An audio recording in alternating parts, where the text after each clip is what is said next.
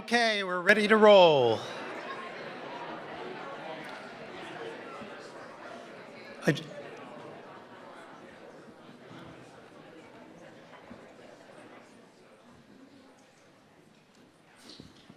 So good afternoon. I hope you had a good lunch and you're ready for one of the main events. We've been waiting for a final CRA rule for a very long time. We were very glad it's here. And we were also not just glad, but honored to have today principals from the 3 banking agencies who worked so hard on this rule, and more broadly have been working so hard on CRA and for communities for a very long time. Michael Barr, Marty Gruenberg, Mike Sue. So first, thank you all for all your work on this. This has been a long process. It's been 28 years since we've had a major rewrite of CRA. You guys all have a lot on your plates at your agencies. Tell us a little bit about the journey here and why you've made this a priority and stuck with it where there have been so many other things that you've had to deal with. Anybody who wants to start. Well, I'll just pitch in to begin. First of all, thanks, Buzz, for having us here. And I know this is, let me just say, something of a valedictory event for you. Buzz is retiring soon, and I just wanted to say that Buzz has been a champion for communities for many, many, many, many decades. So I'm deeply appreciative for your work. As have you, Michael. The CRA rule, I think, is really a significant achievement. And the reason that all of us, I think, prioritize it is that it can make a real, tangible, meaningful difference in the lives of low and moderate income communities and for low and moderate income households.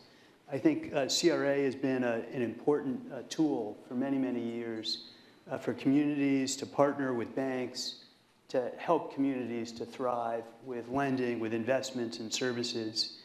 And I think the rule changes that we're making in this final rule, once implemented, will really make a big difference in helping banks to better serve their communities.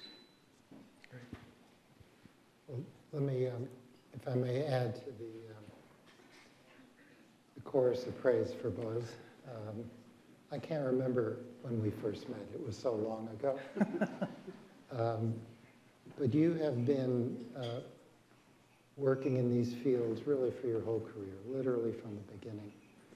It's been, from my perception, a passionate commitment, and you're one of the people who have really made a difference over the course of a career. So I think all 3 of us are particularly glad that we could take part in today's program and in some sense use it as an opportunity to say a word of thanks for all you've contributed over the years to the Community Reinvestment Act and to community reinvestment in this country, and access to credit and banking services on a fair basis for everybody in this country. So thank you.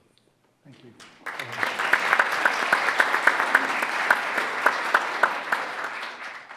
I have to say there's nothing in banking regulation that I care more about than the Community Reinvestment Act. And that's because CRA is really kind of unique among the banking statutes.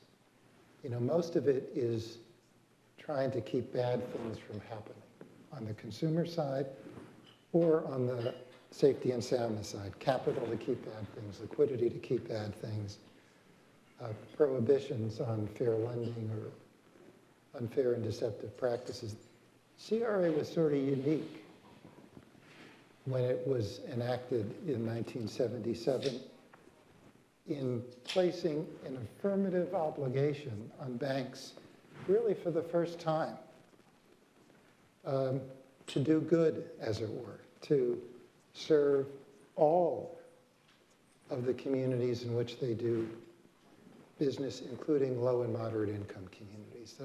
The act was specific and clear and compelling, and it was unique and I think transformative in a lot of ways. And I would characterize this rulemaking, and I won't go on because it's a dangerous thing, but as transformative, certainly from the 1995 rulemaking, which was the last major revision of the CRA rule, and in many ways really going back to the beginning of the statute, because the statute was initially focused, as the banking business was, on the branch network, on the physical facilities where banks were doing business. Over the course of 25 or 40 plus years, the nature of the business is evolving. More and more of it is taking place virtually. And if CRA were not adapted to deal with the changing nature of the banking business, it would become increasingly irrelevant. And over time, many communities in this country would not benefit from the evaluation that CRA provides that ensures fair access to credit in all the communities where a bank may be doing business. So this rulemaking, in my view, there's a lot else we're going to talk about, but this is a game changer, in my view. We spent more time maybe than we should have writing the rule, but as tough as that was, I do think the implementation now is really going to be critical. Maybe just to echo the thanks from Michael and Marty to you. I know that this final rule stands on the shoulders of giants, and I think you are widely recognized as one of those giants. So I want to thank you as well for all of your dedication and work. Maybe to provide a slightly different perspective, but really fully consistent with what Michael and Marty have said. As part of my role as acting comptroller, I spend a lot of time out in the field, visiting field offices, talking to folks across the country. And every city I go to, I try to make sure to talk to staff, OCC staff, local bankers, and local community groups. And in every single one of those meetings with community groups, they emphasize how important CRA is to their needs in that location, for whether it's affordable housing, community development, you name it. And they make sure to say, look, without CRA, we would really be hurting, and we need more of it, and it's got to be better. And so getting a lot of that feedback, I think, helped reinforce what Marty was just talking about, is that it's got to be relevant to today. And in 1995, the internet barely existed.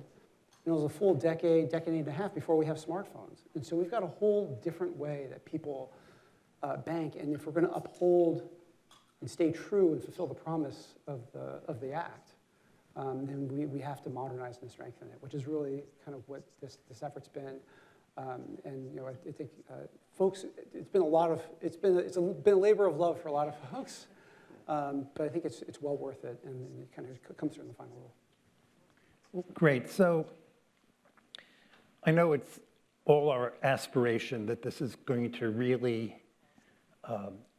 not just increase the level of reinvestment, but also the quality of reinvestment. What are one or two of the more significant elements of this rule that will help us get there? I want to start with you, Mike, and then bring it back. One or two. It's tough. Well, you can always come back for a second round. Right. Sure. Well, so, I mean, sticking with the modernization thing,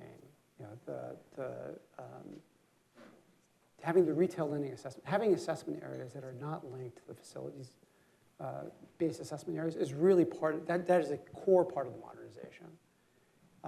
And that's really, and it's got some flexibility built into it. One thing we want to make sure is that this rule can withstand the test of time. And it's very, very important. And we got a lot of comments about that. We made sure to try to incorporate that into the rule. And another thing, which I think is also really important, Liz, you talked about more, which I've always, when asked, people say, well, what are the objectives of this final rule? More, better, faster, right? And exactly your points. And part of that is we got a lot of comments and criticisms about grade inflation within the CRA ratings. And that is something that we looked very closely at and evaluated and analyzed and really came up, proposed a framework that would address that. And we got comments on that, and we made some adjustments, but we think it's fair and it's rigorous and will result in more. And of course, that's just part of the rule. And there's lots of subcomponents and elements of that, but like setting that up at a high level and making sure that that's really kind of front and center and part of what we're trying to achieve is really important. Following up on Mike's points, one of the things that I really think is important about this rule is it will adapt and apply to whatever the business model of the bank may be going forward. We have banks with large branch networks that still do significant lending outside of those branch networks. This rule will apply to them.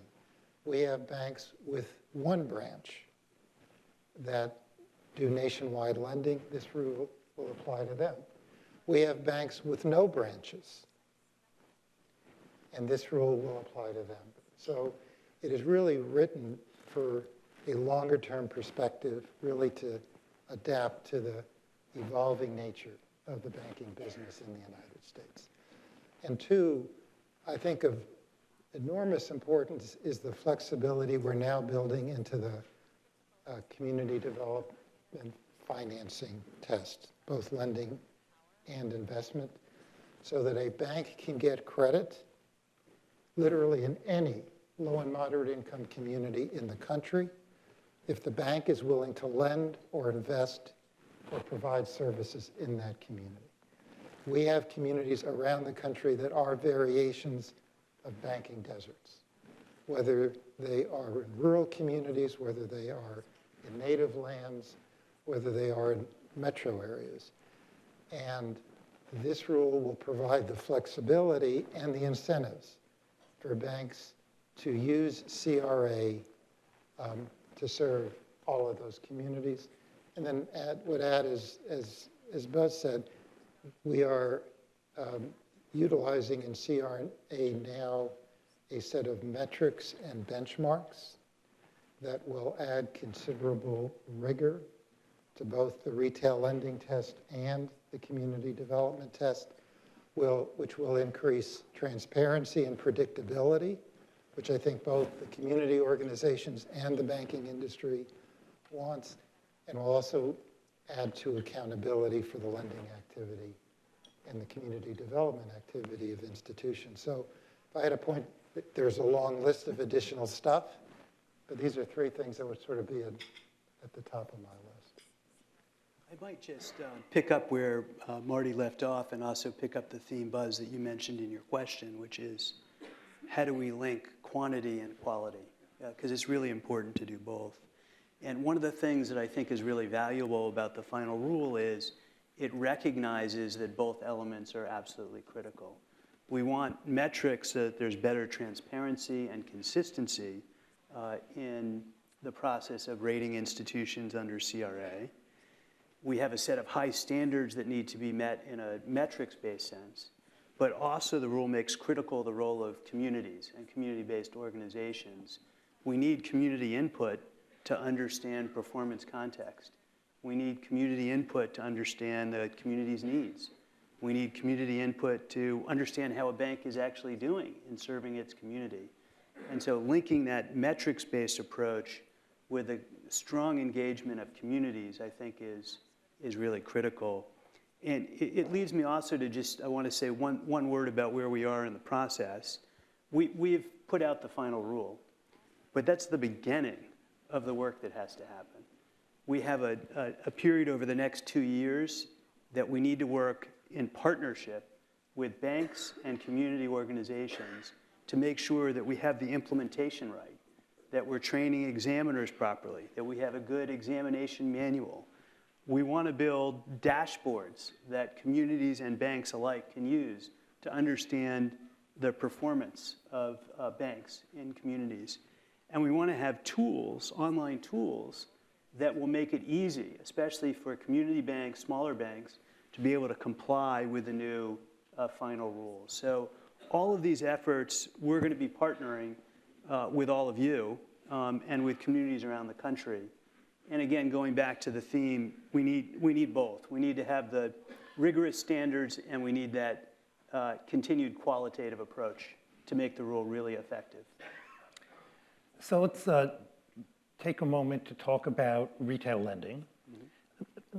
To me, this is one of the trickiest challenges here is to get the metrics and performance thresholds right so that they are both rigorous and attainable. And that's a delicate balance to strike. So how do you guys think about that and calibrating it? And why did you decide that, this is the right mix, the right balance to strike? Well, I'll just say briefly, the really important thing to us is we got lots of really good comments. We got comments from banks, we got comments from communities, we got comments really across the spectrum. And those comments were really informative as we sought to get that balance right. As you said, Buzz, we want a set of standards that are reasonable. We want a set of standards that are attainable.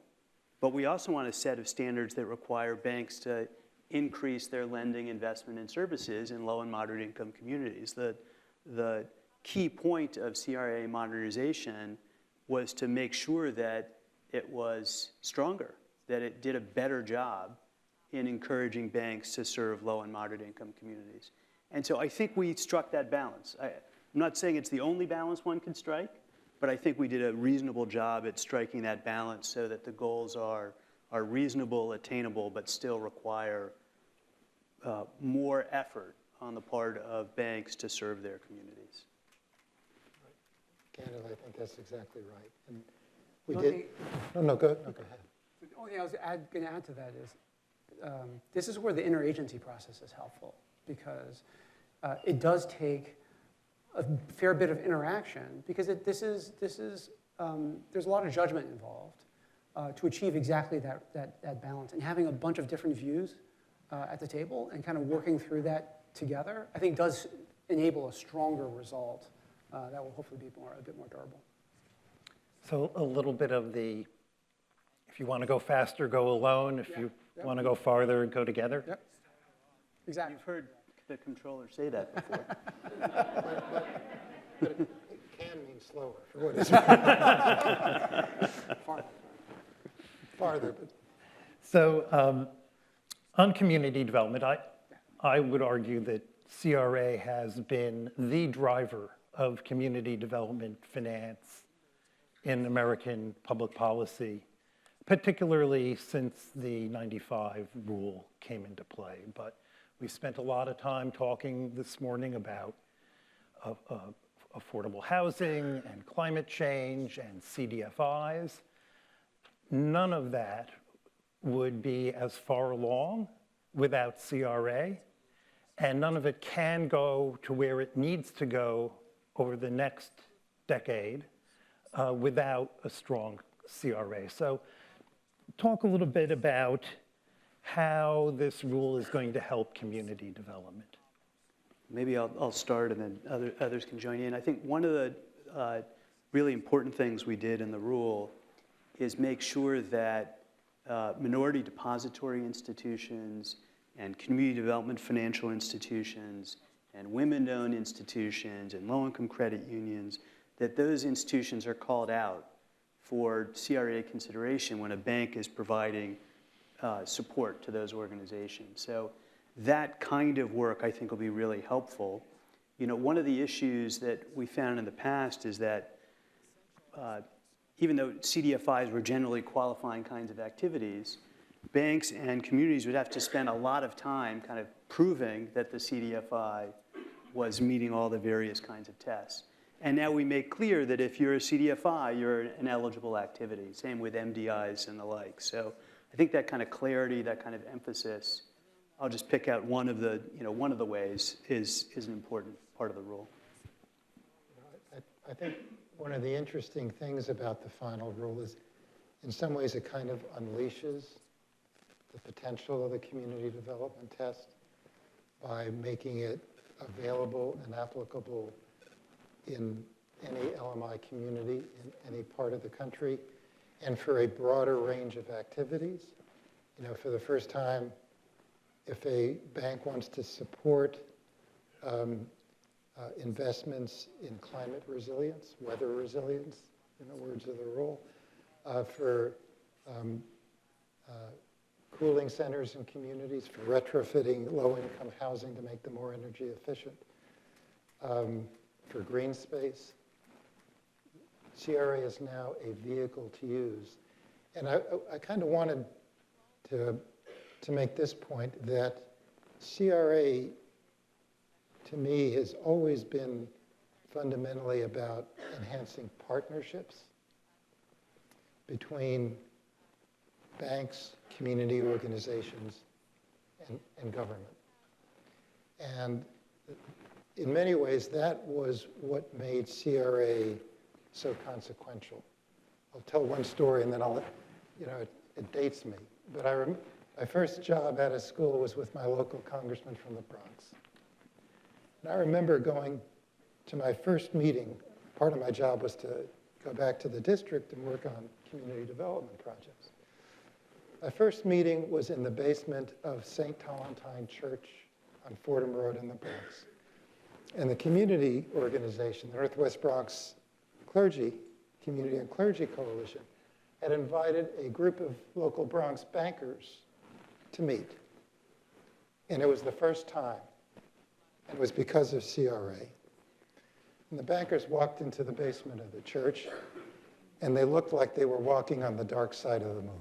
I mean, it was that sort of a, what am I doing here kind of look, because this was a new experience. And over time, and so it started off, I will say, somewhat adversarial. But over time, frankly, the sophistication on both sides in dealing with one another, and as well as local government, really evolved. And as somebody from the Bronx, this was, the Bronx really had a transformation in the 80s and 90s. I mean, absolutely remarkable and unimaginable, because I can remember, when we had 10,000 units of abandoned housing in the Bronx. And that's not the case anymore. And central to that were the partnerships between the banks, local community organizations, and the local government, building by building, block by block, and using CRA as an incentive to bring about that change. But at the core of it, that partnership, I don't think, would have evolved in that way without the incentive of CRA. So I thought that was worth mentioning, because it's not in the law anywhere, but it really is one of the important things, I think, about it.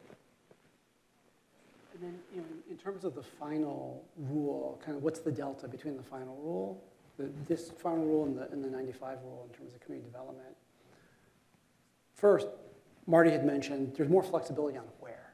That's really, really important. Second, on the what, there's more specificity. And that was very conscious, right? I think under the 95 rule, there's 4 areas that are kind of called out, community development categories. Now we have 11. And each of those is defined a bit more. And part of that clarity is to provide more certainty to both banks and community organizations and supervisors about what qualifies. Because with that more certainty, Michael had alluded to this, it can go faster. You can get impacts better and faster. And then as a process matter, now there's more we're going to publish an illustrative list of qualifying activities. There's a formal process for requests for feedback on particular investments. Like, all of these are designed to facilitate exactly what I think everyone is looking for, which is both a little bit more expansiveness and flexibility as to what can be done, but also a higher impact and more responsiveness to what the community needs are with every one of those dollars. And so that combination, we hope, will achieve that. But as Michael had pointed out, a lot of the devil's in the details in terms of implementation. And that's really where we need to put a lot of attention now, is on that implementation phase. So I can't help but say, you know, back, Marty, when you were working in the Bronx, we were in a very, very different market from where we are today. And one of the things that we've worked on here at NAAHL is to look not just to the subsidized affordable housing stock, but to preserving and safeguarding the unregulated affordable housing stock. And this was always a great friction with the old CRA, because every examiner would give you a different answer about what would qualify where, have to come up with market analyses for every loan in order to justify it. It just wasn't working. And there is a lot more specificity in this rule that I think is going to really add to the faster as well as better and more in that regard. And I think there are other examples as well. Switching to the retail products and services test. So under the current CRA, services is mostly about branches and mostly branch locations. And as we all know, banks are now delivering depository services digitally as well as through branches. So what are you looking for now? It's not simply a matter of, oh, we have X% of our branches in low and moderate income communities. Talk a little bit about, you know, what the scope of that should be and how we should be thinking about this.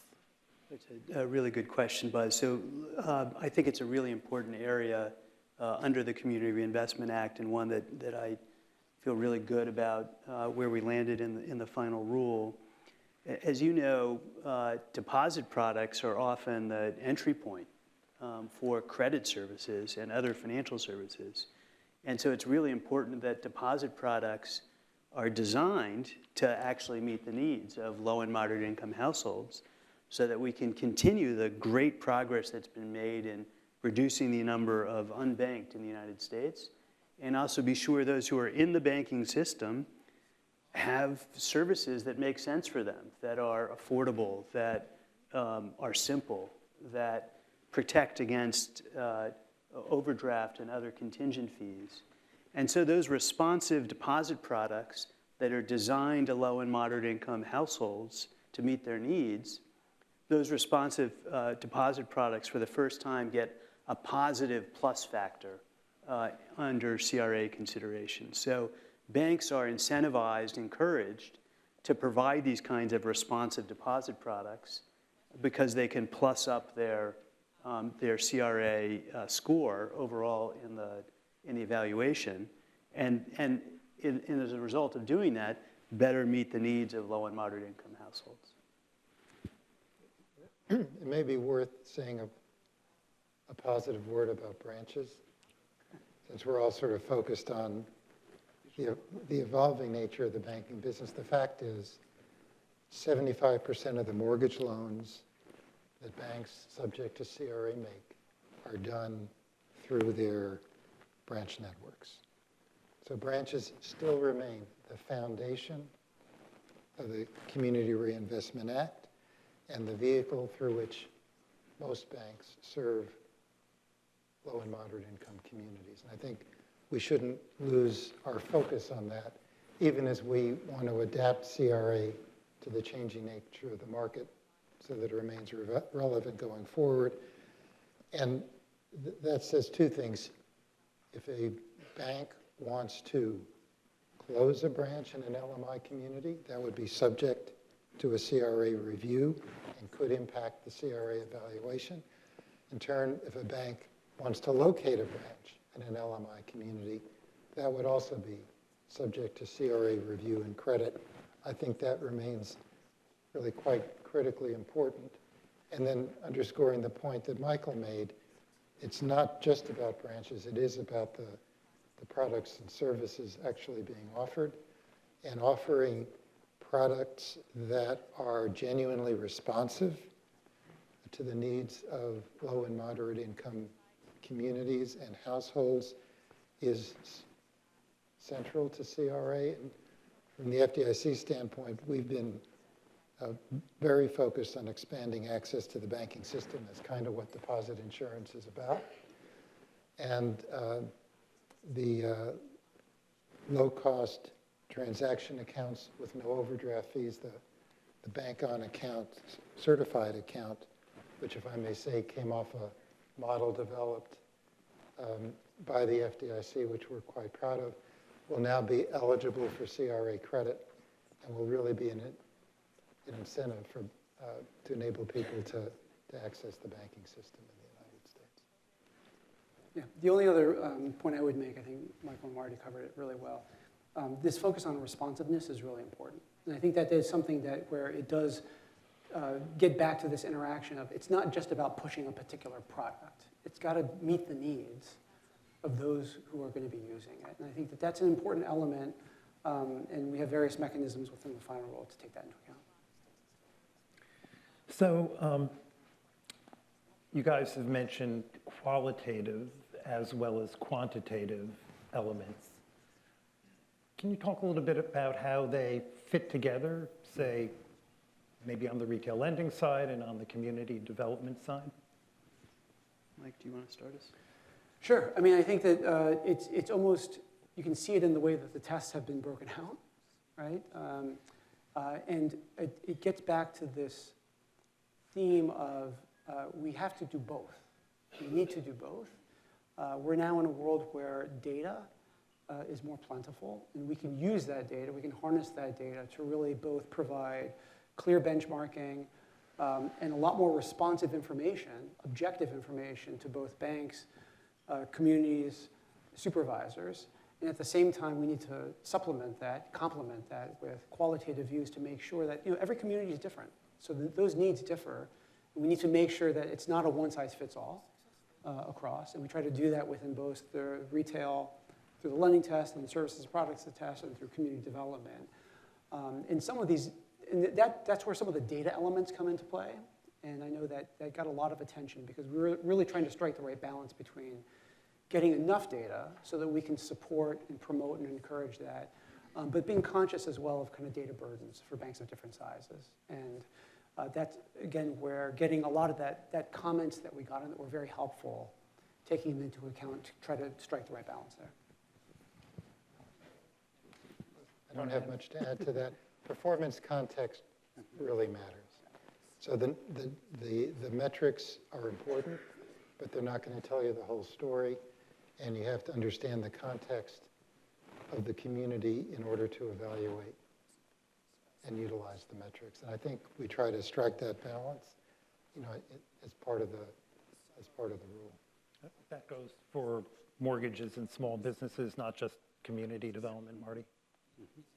Yeah, and again, I want to go back to the theme I mentioned a few minutes ago, which is community engagement is critical to all of that. We really need to hear from communities, and banks need to hear from communities about what the community needs are and how well they're being served.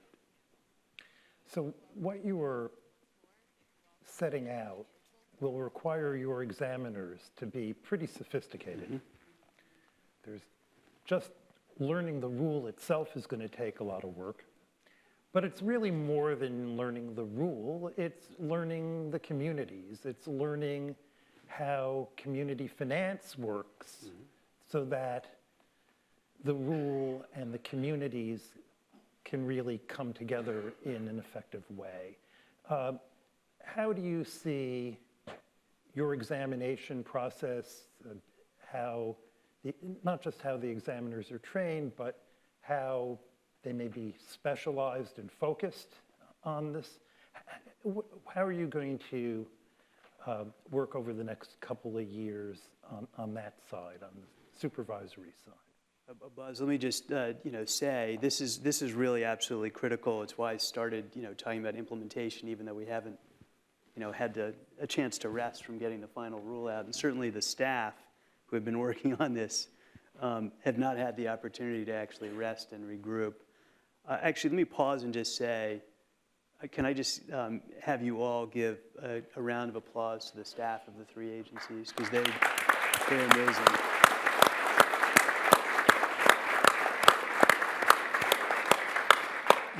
They have been working on this effort, in many of them, for many years. And I think they did an extraordinary job. The work that they have to do next is just as important. So the final rule is, just a piece of paper.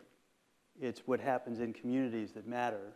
And that means we need really strong implementation. We need our examiners to take the kind of approach that you've described, that really gets into understanding communities, understanding community financing, understand what banks can do well and can't do well.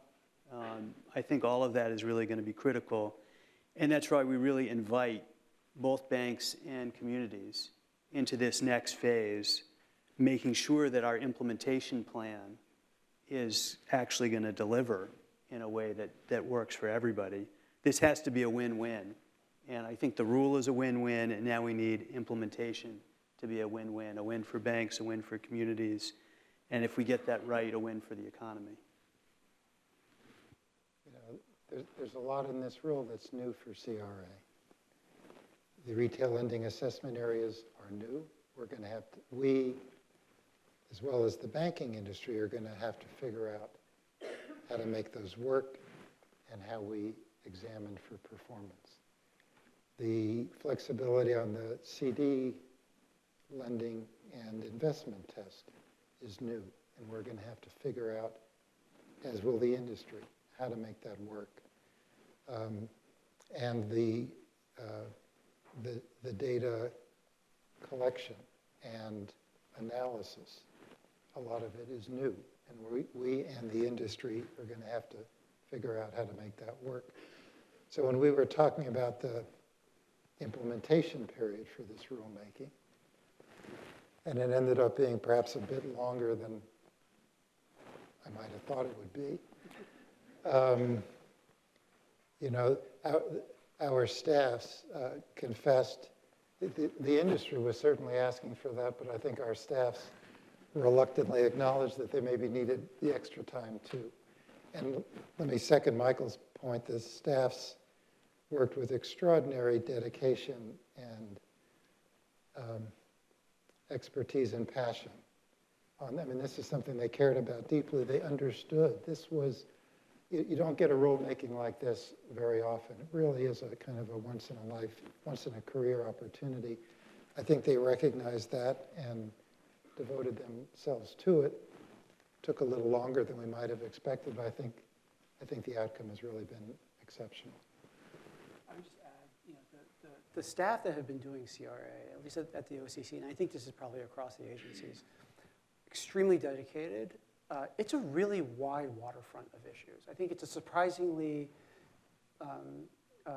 wide range of issues that from affordable housing to consumer to deposit products. It's a really wide range of things. And then, of course, you've got all the community variations out there. So the folks that are committed to it are some of the most dedicated public servants I've come across, period. And that's both inspiring. And it also, folks have a lot of energy right now. I mean, I would have thought folks would be just tired, just getting done with the rule. But there's a lot of energy about, okay, now that we've got this done, let's get going on having these meetings, talking to folks internally, starting to engage with folks externally. Calendars are getting set and filled to do all of that. Because there's a recognition, now we can stop wordsmithing and we just start doing. And I think that's really exciting, because as everyone knows, these opportunities don't come by that often. And to kind of get it really started with that kind of a high energy level as to what the CRA should be achieving is pretty exciting. Will the agencies continue to coordinate in implementation as they have in the rulemaking process? Absolutely. That's great. That's great. We're going to stay joined at the hip. That's great. That's really important. We've heard that a lot, how important that is, that consistency and that, quality control. So that's great. You know, many of us have regarded CRA as really a civil rights law. And I know at NAAHL we're deeply committed to racial equity, and I think we would have liked you to go even farther toward racial equity in this rule. But talk to us a little bit about how this rule does address racial equity. Well, first let me just say, it is the case that race has played a central role in the history and current experience, the lived experience of the financial sector. And so CRA, was enacted as part of a series of laws, along with the Equal Credit Opportunity Act and the Home Mortgage Disclosure Act, the Fair Housing Act. These tools were designed to work together to improve the way that the financial system served low and moderate income people and to prohibit discriminatory practices that for so long have excluded so many minority households from the financial system. Households and, I should say, businesses from the financial system. And so it's true that I know that we got comments that would have preferred we went further with that in the Community Reinvestment Act context. We did what we thought we could do within the structure of the Act. We include, for example, the fact that Home Mortgage Disclosure Act data will now be available assessment area by assessment area, so that banks and communities know that data in a much more granular way. We highlight the role of special purpose credit programs, which we encourage banks to enact to help support better access to minority households and businesses. And all special purpose credit programs qualify under the CRA rule. We provide special consideration for minority depository institutions so that they can receive support from other banks. And we also prohibit, as does the current rule, the delineation of assessment areas in a way that violate basic principles with respect to inclusion. And lastly, we have a provision in the rule, as under the current approach, that if a bank engages in illegal or discriminatory credit practices, that can be the basis for a downgrade of the institution's performance, because it really can't be the case that you're serving your entire community in a safe and sound way if you are discriminating against people in your community. Fair lending is safe and sound lending, and we need banks to do that lending. I think Michael summarized it well. I would underscore the value of disclosure of lending by race, ethnicity, and gender by assessment area. That'll be a new line of sight that CRA will provide that will allow us to see how a given institution is serving communities of color and compare the lending activity of that institution in communities of color with other communities. And in addition, it will allow us to compare the lending activity of one institution with the lending activity of another. So even though it is not subject to the CRA evaluation, the line of sight to compare an institution's performance or activity on its own compared to others, as well as compared to other institutions, really, I think, provides a new tool for community organizations as well as we as agencies to use, and can have a significant impact. And I think the potential of that is meaningful. Yeah, I always think it's important to remember the history, which your question kind of alluded to. Because CRA was part of a broader package of civil rights laws that were passed, and that argues for, in addition to within the CRA itself, having things like the transparency and the MDIs and the SPCPs, it's also part of a broader set of tools that we have that we need to utilize in total to ensure that we're helping to achieve that racial equity across the board. So we've got other powers that complement what is in the CRA with regards to that. And we think it's important to think of that holistically. So we have just a couple minutes left. What are one or two takeaways you would like our audience of banks and community development organizations and others from this rule and from our conversation today? Do you want to start? I think you've probably heard us say this before. Implementation, implementation, implementation. I mean, we really now, it's pens down. We know what the rule is, and let's get to work. And I think there's a lot of excitement around that, and we really look forward to engaging everybody on how we can do that most efficiently, most effectively. There's a lot of wood to chop in terms of that, but we've got some time now to do that. And really, and I want to just, again, echo the thanks. It's such a huge achievement to get to where we are now with this final rule. And I think it's important to acknowledge those who have really spent a good part of their careers for the past number of years really getting to this point, and I think it's going to be well worth it.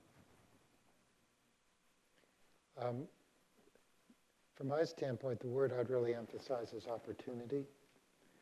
This rule creates a lot of new opportunities to take advantage of the incentives that CRA provides on the lending side, on the community development side, on the services side, and hopefully will call forth creative responses by both banks and community organizations, in a sense, to realize the potential of the greater flexibilities and authorities that this final rule provides. And I think we'll look forward to working together with you all really to realize the potential here over the next few years. Let me just continue the theme. I do think that this is an exceptional opportunity for banks and communities and regulators to work together to make sure that implementation really meets the high standards we've all set for ourselves in helping to advance economic inclusion and economic justice in our society. Well, I think on behalf of everyone, thank you. Congratulations for getting this done. We've been waiting for it for so long, and I think we're all very eager to get to work on behalf of the communities and the people we serve. So thank you, and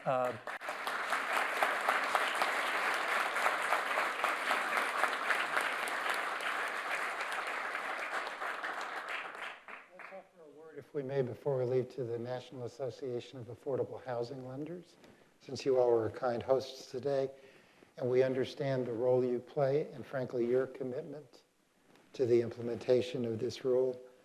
And thank you for your support and look forward to working with you all.